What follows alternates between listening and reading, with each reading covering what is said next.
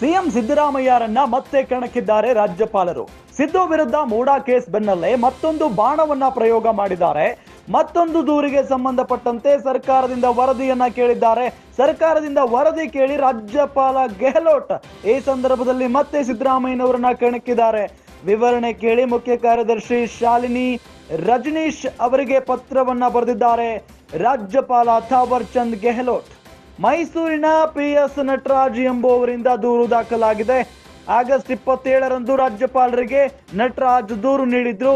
ನಿಯಮ ಉಲ್ಲಂಘಿಸಿ ವರುಣ ಶ್ರೀರಂಗಪಟ್ಟಣದಲ್ಲಿ ಕಾಮಗಾರಿ ಪ್ರಾಧಿಕಾರದಲ್ಲಿ ಹಣ ಇಲ್ಲದಿದ್ರು ಸಿಎಂ ಮೌಖಿಕ ಸೂಚನೆಯನ್ನ ಕೊಟ್ಟಿದ್ದಾರೆ. ಮೌಖಿಕ ಸೂಚನೆ ಮೇರೆಗೆ ತೀರ್ಮಾನ ಕೈಗೊಳ್ಳಲಾಗಿದೆ. ಇದರಿಂದ ಪ್ರಾಧಿಕಾರದಿಂದ ಅಧಿಕಾರ ದುರ್ಬಳಕೆ ಆಗಿದೆ. ಇದೇ ವಿಚಾರವಾಗಿ ಸಿಎಸ್ಗೆ ಪತ್ರವನ್ನ ಬರೆದಿದ್ದಾರೆ ರಾಜ್ಯಪಾಲ ಥಾವರ್ ಚಂದ್ ಗೆಹ್ಲೋಟ್.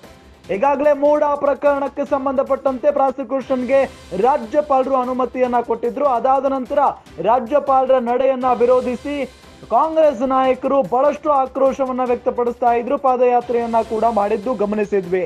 ಅದಾದ ನಂತರ ಈಗ ಮತ್ತೊಂದು ದೂರಿಗೆ ಸಂಬಂಧಪಟ್ಟಂತೆ ಸರ್ಕಾರದಿಂದ ವರದಿಯನ್ನ ಕೇಳಿದ್ದಾರೆ ಗೆಹ್ಲೋಟ್ ಅವರು.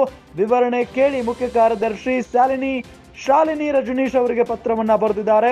ಮೈಸೂರಿನ PS ನಟರಾಜ್ ಎಂಬುವರು ದೂರನ್ನ ನೀಡಿದ್ದಾರೆ. ಆಗಸ್ಟ್ 27ರಂದು ನಿಯಮ ಉಲ್ಲಂಘಿಸಿ ವರುಣ ಶ್ರೀರಂಗಪಟ್ಟಣದಲ್ಲಿ ಕಾಮಗಾರಿ ಮಾಡ್ತಾ ಇದ್ದಾರೆ.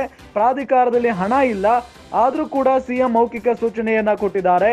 ಮೌಖಿಕ ಸೂಚನೆ ಮೇರೆಗೆ ತೀರ್ಮಾನ ಕೈಗೊಳ್ಳಲಾಗಿದೆ.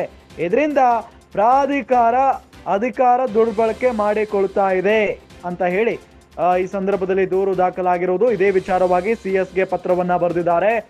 ವಿವರಣೆ ಕೊಡಿ ಇದರ ಬಗ್ಗೆ ಅಂತ ಹೇಳಿ ರಾಜ್ಯಪಾಲರು.